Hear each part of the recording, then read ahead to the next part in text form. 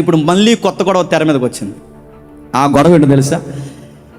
యేసు ప్రభు యొక్క ప్రేత వస్త్రం తగెట్టేస్తున్నారు కొంతమంది మోక. వీళ్ళు పూర్తిగా ఇది చదవరండి. వీళ్ళ ఆశల్లా ఏంటంటే ఆయన మావాడే అన్నారంట. మావాడంటే ఏంట్రా? మావాడంటే 40% DNA. తెలుసు కదా ఈ స్టోరీ. నాకు టైం లేదు కనుక నేను 2K కావట్లేదు చెప్పుకుని వెళ్ళిపోతున్నాను. 40% DNA అంటే యేసు ప్రభు పైన కప్పారంటున్నారు ప్రేత వస్త్రం. ఆ ప్రేత వస్త్రం ప్రస్తుతానికి ఇటలీలో ఉంది. ఆ ఇటలీ సైంటిస్టులు ఎవరైతే ఉన్నారో దాన్ని టెస్ట్ చేశారు, డిస్కవరీ చేశారు. దాన్ని డిస్కవరీ చేస్తే అందులో ఉన్న DNA అంటే దానిపైన ఉన్న DNA 38.7% ఇండాస్ పీపుల్తో మ్యాచ్ అయిందంట. అంటే ఇండాస్ అంటే అడుగుతున్నారు, మళ్ళీ 2 జోన్లు ఉంటాయి ఇక్కడ, నార్త్ సౌత్, అది కూడా తెలియాలి. ఇక్కడ ఉన్న వారితో అది మ్యాచ్ అయిందట. ఇది మ్యాచ్ అయితే ఇప్పుడు అందరూ వాట్సాప్ యూనివర్సిటీలు అందరూ కలిసి ఏం చేశారంటే యేసు ప్రభు ఎవరో కాదు చెప్పండి, మా భారతీయుడు అన్నారు. మరి భారతీయుడు అయితే గొడవ ఎందుకు? నమ్ముకో, నిన్ను నమ్ముకో, రా బాప్టిజం ఇస్తాం రా, మనోడే అన్నప్పుడు నమ్ముకో, నీకు ఇంక జబ్బేటి. మొన్నటి వరకు ఏమో ఎడారి మతం అన్నావు, ఇప్పుడు యేసు ప్రభు ఏమో తీరా DNAలో కాస్త ఏదో సెకండ్ తగిలిందనేసరికి చెప్పండి మావాడే అంటున్నావు. అంటే మొత్తం మీద కలిపేసుకోవాలని ఆశ ఎప్పటి నుంచో నీకుందన్నమాట. గమ్మత్తడి చెప్పిన అసలు యేసు ప్రభు తిరిగి లేచాడనడానికి ఈ ఏదైతే కనబడుతున్న ఈ వస్త్రానికి తమ్ముడు చూపిస్తాడు చూడండి, అసలు దీనికి దానికి సంబంధం ఉందా? మళ్ళీ చెప్తున్నాను, ఈ సైంటిస్టులు కాదు, 100 మంది సైంటిస్టులు వచ్చి చెప్పినా మాకు రైట్ ఆర్గ్యుమెంట్ ఎవిడెన్స్ ఏంటి చెప్పిన? బిబిలికల్ రెఫరెన్స్ గుర్తుపెట్టు. ఈ రెఫరెన్స్కి మ్యాచ్ అవ్వాలి. దీనికి మ్యాచ్ అవ్వకుండా ఇటలీ నుంచి వచ్చిన, అమెరికా నుంచి వచ్చిన, బ్రిటన్ నుంచి వచ్చిన, ఆస్ట్రేలియా నుంచి వచ్చిన, రష్యా నుంచి వచ్చిన, ఆఫ్రికా నుంచి వచ్చిన, ఇండియా నుంచి 100 మంది వెళ్ళి వాదించిన మాకు అది కాదు, మా ఫైనల్ అథారిటీ బైబిల్, దానికి మ్యాచ్ అవ్వాలి నడుతున్నాను. ఇది మ్యాచ్ అవుద్దా? మీరు చూడండి, అదే రియాలిటీ. మీరు జాగ్రత్త చూడండి ఒకసారి. అయితే మీరు ఏదైతే మీకు కనబడుతుంది, ఇది ఇప్పుడు కనబడుతుంది ఇటలీలో, ఇది ఉందట. అసలు బైబిల్లో ఈ టైపు వస్త్రం కప్పినట్టు ఎక్కడైనా ఉందండి? అందుకే చరిత్ర చదవని ఏడిసేదని. ఇటలీ సైంటిస్ట్ చెప్పారట 40% మ్యాచ్ అవుతుందని. ఏం మ్యాచ్ అయింది? ఏం మ్యాచ్ అయింది? ఆ క్లాత్ పైన డస్ట్ పార్టికల్ ఏదైతే ఉందో అది మ్యాచ్ అయింది. అంటే ఆ పైన డస్ట్ పార్టికల్ అంటే పైన దుమ్మి ధూళి తాకింది ఏదైతే ఉందో అది మ్యాచ్ అయింది. ఆ మ్యాచ్ అయింది ఏదైతే ఉందో ఇండియన్స్తో మ్యాచ్ అయింది అని అడుగుతున్నాను. అంటే ఎక్కడ కూడా ఆలోచించాల్సిన విషయం ఏంటి చెప్పనా? యేసు ప్రభుని ఎతుకులాటలో మనోలే ఎక్కువ మంది ఉన్నారన్నమాట. ఈ లెక్కన అర్థమైతే ముఖ్యాంశాలు మరోసారి. అంటే ప్రపంచ దేశాల కన్నా ఆయన గుచ్చి ఎతికే వాళ్ళు చెప్పండి మనోళ్ళు ఎక్కువైనా వాళ్ళు ఎతికేది ఎక్కడ ఎదిగితే బాగుండు? ప్రేత వస్త్రం దగ్గరికి, ప్రేతల దగ్గరికి నేను అడుగుతున్నాను, ఎక్కడెక్కడికి వెళ్ళి ఎదుగుతాయి కదా, అక్కడ కాదు, బైబుల్ని ఎదుకండి, నీకు అర్థమవుతుంది. ఇక్కడికి వెళ్ళారు, వెళితే ఏముంది అని అడుగుతున్నాను. ఈ ప్రేత వస్త్రం ఇలా కనబడుతుంది, నిలువు టంగి ఇలా కనబడుతుంది. అసలు ఆ టైప్ ఉందా? అది లేదండి. బైబిల్ రెఫరెన్స్ ఉంటే ఒకసారి ఏమని సమాజ్ చేస్తారు ఒకసారి ముగిద్దాం. ఒకసారి యోహాను సువార్త ఆ ఇమేజ్ కూడా రెడీ పెట్టు. యోహాను సువార్త 19వ అధ్యాయం, యోహాను సువార్త క్షమించండి 20వ అధ్యాయం మొదలు వచ్చిండు. యోహాను సువార్త 20వ అధ్యాయం మొదలు వచ్చిండు. ఆదివారమున మగ్దలేని మరియ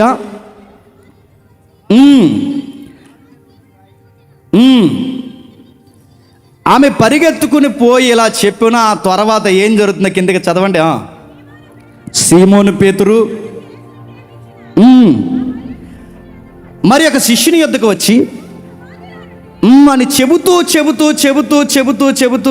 4 వారిద్దరూ కూడి పరిగెత్తుచుండగా, అంటే యోహాను పేతురు పరిగెత్తుచుండగా ఆ శిష్యులు పేతురు కంటే త్వరగా పరిగెత్తి ముందుగా సమాధి వద్దకు వచ్చి వంగి నార బట్టలు పడుండుటయు, నార లెనిన్ క్లాత్, ఆ నార బట్టలు పడుండుటయు కిందకి ఆ నారబట్టలు పడి ఉంటాయో కానీ అతడు సమాధిలో ప్రవేశించలేదు. అతడు సీమోను పేతురు అతను ఎంబడి వచ్చి సమాధిలో ప్రవేశించను. నారబట్టలు పడుండుటయు ఆయన తల రుమాలు నారబట్టల యొద్ద ఉండగా నేరుగా ఇంకొక చోట చుట్టబడి ఉండుటయు చూసని. ఇది చదివితే మీకు అర్థమైపోవాలి. ఇప్పుడు చెప్పండి, నిలువు టంగిని యేసు ప్రభు కప్పారని రికార్డ్స్ చెబుతున్నాయా? సుమారు 2-3 వస్త్రాలు పైతే ఆ వస్త్రాలతో లెనిన్ క్లాత్తో ఆయన చుట్టారని చెబుతున్నాయా? రికార్డ్స్ చెప్పండి. అసలు యూదులు బరియలు ఎలా జరుగుతుంది నీకు తెలుసా అయ్యా? డిఎన్ఏ మాది అంటే నీకు తెరవలేదు నీకు. అసలు యూదులు బరియలు ఎలా చేస్తారో ఒకసారి చూడు. అదిగో చూడు, అలా చుడతారు. అంటే ఈ సన్నటి క్లాత్ అలా రౌండ్గా చుట్టి అదిగో అది చూడండి. నేను చెబుతున్న అబద్ధం అయితే నన్ను నిలదీసి అడగండి. నేను చెబుతున్నది అబద్ధం అయితే డిబేట్ కూర్చోబెట్టి, నేను చెబుతున్నది అబద్ధం అయితే మీది సత్యమని డిఎన్ఏలో వస్తారో, రికార్డ్స్లో వస్తారో, ఏదైతే మనకు కనబడుతుందో ఈ ప్రేత వస్త్రం దేని ద్వారా రికార్డ్స్ మాట్లాడతారో మాట్లాడండి. మేము నిరూపించడానికి మేము సిద్ధం. ఆయన పునరుద్ధానుడు, దానికి మేము చెప్పండి సాక్షులు. అందుకే ఆయన అలా చుట్టారంటే ఆ కింద నుంచి, ఆ కింద అరికాలు దగ్గర నుంచి పై వరకు ఇలా చుట్టుకుంటూ వచ్చి తల దాకా వచ్చిన తర్వాత ఏం చేస్తారంటే తలకి ప్రత్యేకమైన రుమాల్ లాంటిది చుడతారు. అంటే బాడీని కట్టే వస్త్రం వేరు, చెప్పండి, తలకి పెట్టే వస్త్రం వేరు. మరి ఇటలీలో ఉన్న వస్త్రం ఏంటి? అదేదో పెద్ద సున్నీలా గప్పేరేటది. నా మాట మీకు అర్థమవుతుంది లేదు? అసలు ఇటలీలో ఉన్న వస్త్రం అది మొత్తం ఏకంగా ఒక పెద్ద సొక్క ముక్కలాగా ఆడపిల్ల సున్నీలా ఉంది. అది ఏంటి? అది ఎక్కడది? అది ఈ రిఫరెన్స్కి అది మ్యాచ్ అవుతుందా? ఇక్కడ 2 రకాల వస్త్రాలు, తల రుమాలు కనబడుతుంది, ప్రేత వస్త్రం కనబడుతుంది. తల రుమాలు కనబడుతుంది, ప్రేత వస్త్రం. అంటే బాడీకి కట్టేది వేరు, సుట్టేది వేరు. ఇది కప్పేది కాదు, చెప్పండి, సుట్టేది. ఆ సుట్టేది ఎలా చుడతారు? అందులో బోలము, సాంబ్రాణి, అగరు ఇలాంటి ద్రవ్యాలు ఆ లేయర్ కంటే ఈ చుట్టిన లేయర్కి మధ్యలో ఆ ద్రవ్యాన్ని రాసి అప్పుడు చుడతారు. ఎలాగ మీకు అర్థం కావాలంటే, కాలు చెయ్యి ఇరిగిపోయింది అనుకోండి, సిమెంట్ కొట్టేస్తారు చూసారా? ఆ సిమెంట్ కొట్టేస్తున్నప్పుడు దానికి మధ్యలో సిమెంట్ ఎలాగైతే రాస్తారో, ఆరిపోయిన తర్వాత అది ఎలాగైతే గట్టిగా అయిపోద్దో సేమ్ అలాగే సుగంధ ద్రవ్యాలతో కట్టేసినట్టే వేస్తారు. అది వాళ్ళ బరియల్. నీకేం దొరికింది అంటున్నావు? మా క్లాత్ దొరికింది, అందు మీద డిఎన్ఏ ఉంది, సైంటిస్టులు చెప్పారు, అది మా డిఎన్ఏ అన్నారంట. నేను అడుగుతున్నాను, మీ డిఎన్ఏ అంటే ఏంటి? బాగా ఎతికారు అక్కడ మీరు అందరూ. రష్యన్స్ ఎతికారు, నడుతున్నాను. ఆ పై ప్రాంతాలు ఎతికారు, మిడిల్ ఆసియాలోనూ ఎతికారు. కానీ ఎక్కువగా యేసు ప్రభు అనే డౌట్లో ఎక్కువ ఎతికింది ఎవరు చెప్పండి? మీరు ఎతికారు. అందుకే మన వ్యసనం ఇది కాదు. అయినా ఈ ప్రేతవస్త్రం చుట్టే ఈ మమ్మీలు ఏవైతున్నావో, ఈ మమ్మీలాగా ప్రేతవస్త్రం చుట్టే ఈ అలవాటు జూయిష్ పీపుల్కి ఎక్కడది? 400 సంవత్సరాలు ముగిస్తున్నాను. 400 సంవత్సరాలు ఐగుప్తిలో బానిసలుగా ఉన్నారు ఇశ్రాయేల్, తెలుసుగా. ఆ టైంలో యాకోబు గారు చనిపోయారు, ఆ టైంలో యోసేపు గారు చనిపోయారు. సరిగ్గా ప్రముఖులు 2 చనిపోతే ఈజిప్ట్లో యూదులు నేర్చుకున్న కల్చరే చెప్పండి ఈ ప్రేత వస్త్రం చుట్టడం. అక్కడి నుంచి వచ్చింది. నడుతున్నాను, ఈ వస్త్రం జీవించి డిఎన్ఏ మాది అంటే నడుతున్నాను. జీడి చార్ని ఫ్రాన్స్ వ్యక్తి, ఈ వ్యక్తి మొదట సుమారు 13వ శతాబ్దంలో మొట్టమొదటిసారి ఈ క్లాత్ని, ఈ వస్త్రాన్ని చార్ని అనే వ్యక్తి, ఫ్రాన్స్ దేశానికి చెందిన వ్యక్తి, ఆ వ్యక్తే మొట్టమొదటిసారి ఈ వస్త్రాన్ని ప్రపంచానికి చూపించాడు.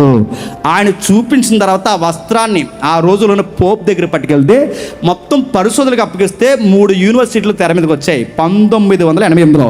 ఆ 3 యూనివర్సిటీలు ఏంటో నేను చెప్తున్నాను, రాసుకోండి కావాలంటే. Oxford university, Zurich university, Arizona university. ఈ 3 యూనివర్సిటీలు కలిసి కార్బన్ డేటింగ్ టెస్ట్ చేస్తే తేలిన ఫలితార్థం ఏంటంటే 1260 నుండి 1390 మధ్య కాలానికి చెందినదే ఈ లెనిన్ క్లాత్ అని తేల్చేశారు. ఇంది మీద ఉన్న డిఎన్ఏ తెచ్చి నువ్వు వాట్సాప్లో పెట్టి, మా ఫేస్బుక్లో పెట్టి, యేసు ప్రభు మావాడే తమిళనాడు పుట్టాడు మాకు చెప్తావు. నువ్వు వినేవాడు ఉంటేనండి చెవిలో పూలెట్టడమే కదండి, చెప్పండి, చెట్లు కొమ్మలు. అందుకని అడుగుతున్నాను, మీరు ఎప్పుడు మీ బాధలు ఏంటంటే యేసుప్రభుని కలిపేసుకుందామనే చూస్తారు. ఇక్కడంట నలంద విశ్వవిద్యాలయంలో యేసుప్రభు నేర్చేసుకున్నాడట. నేర్చుకున్నాడట? నేర్చేసుకుని ఇజ్రాయెల్ దేశానికి వెళ్ళి శిష్యులకు చెప్పాడట. అడుగుతున్నాను, నిజంగానే ఇక్కడ ఏదో ఇండియన్ కల్చర్లో యేసుప్రభు నేర్చుకుని వెళితే ఎక్కడైనా ఒక్క స్లోగన్ చెప్పాడండి బైబిల్లో? అయినా ఒక్క స్లోగన్, సంస్కృతి స్లోగన్, సాంస్క్రిట్ స్లోగన్ ఒక్కటి చెప్పాడా? ఎక్కడైనా యోగా కోసం చెప్పాడా? ఎక్కడైనా చెప్పాడు? అసలు ఇక్కడ వచ్చాడు ఆయన ఇండియన్ అంటే మరి మరియమ్మ ఎవరు? పాకిస్తానా? యేసేపు ఎక్కడోడు? ఇలాంటి తెరమ్మాలిన ఆర్గ్యుమెంట్లు వస్తాయని మత్తయి అనే వ్యక్తి యేసుప్రభు ఎలా వచ్చాడో పెద్ద జీనియాలజీ రాశాడు మొదటి అధ్యాయంలో. పెద్ద వంశవృక్షం పెట్టాడు. ఆయన ఊరకే ఎక్కడి నుంచే రాలేదు, ఆయన వచ్చింది ఎలా వచ్చాడు చూడండి. పెద్ద వంశాన్ని పరిచయం చేసి ఇలా వచ్చాడని చెప్పాడు. ఇప్పుడు చెప్పండి, యేసు ప్రభు తిరిగి లేచాడనడానికి ఖాళీ సమాధి ఉంది, యేసు ప్రభు తిరిగి లేచాడనడానికి శిష్యుల సాక్ష్యాలు ఉన్నాయి, యేసు ప్రభు తిరిగి లేచాడనడానికి మళ్ళీ నేను చెప్తున్నాను ఈ రోజుకి సాక్షుల సమాధులు ఉన్నాయి. మరో మాట అంటున్నాను, ఒకవేళ అది యేసుప్రభు రక్తం డిఎన్ఏ, అది డస్ట్ పార్టికల్ కాదు, యేసుప్రభు రక్తంలో ఉన్న డిఎన్ఏ అంటే నీకు శాంపుల్ డిఎన్ఏ ఎక్కడ దొరికింది? నా మాట మీకు అర్థమైందో? ఇది పలానా వాడి డిఎన్ఏ అంటే నీ దగ్గర శాంపుల్ ఉండాలిగా. నీకు శాంపుల్ ఎవరు ఇచ్చాడు అని అడుగుతున్నాను నేను. నీకు ఎవరు ఇచ్చారు? మరియమ్మ చుట్టాలు నువ్వు? నీకు ఎవరు ఇచ్చారు? నీకు ఇది యేసుప్రభు జూయిస్తాను కొంచెం ఏదో ఎండడానికి బాగుంది, ఇది ఏదో యూదుల రక్తంలో ఉందని, కానీ ఇది ఎగ్జాక్ట్ యూదులు ఎవరిది కాదు, యూదులు ఉన్న యేసుప్రభు అంటున్నావంటే యేసుప్రభు శాంపుల్ పెట్టి నీకు ఎక్కడది? తగునా అమ్మా అని తయారైపోయి డిఎన్ఏ నీ బొంద డిఎన్ఏ. నీకు తెరవలేదు, నీకు బిబిలికల్ యూ తెలియదు, హిస్టరీ యూ తెలియదు, వాట్సాప్ యూనివర్సిటీలో నేర్చుకున్న ఆ గాలి మాటలు తప్ప అసలు యూనివర్సిటీ అధికారిక ఆక్స్ఫర్డ్ యూనివర్సిటీ ఏం ఇవేమీ తెలియదు. వీళ్ళ బాధల్లో ఒక్కటేంటి చెప్పనా? యేసు ప్రభు తిరిగి చెప్పండి లేవలేదని చెప్పాలి. కానీ గమ్మతో చెప్పి నువ్వు ఎంత మరుగు చేసినావు, బండేసినా, సీలేసినా, సైనికులు పెట్టినా, ఎవరిని పెట్టినా, ఎన్ని మతమొక్కలు లేచిపోయినా, ఈ రోజుకి మాట్లాడినా పచ్చి నిజం ఏంటో తెలుసా? ఆయన తిరిగి లేచాడు.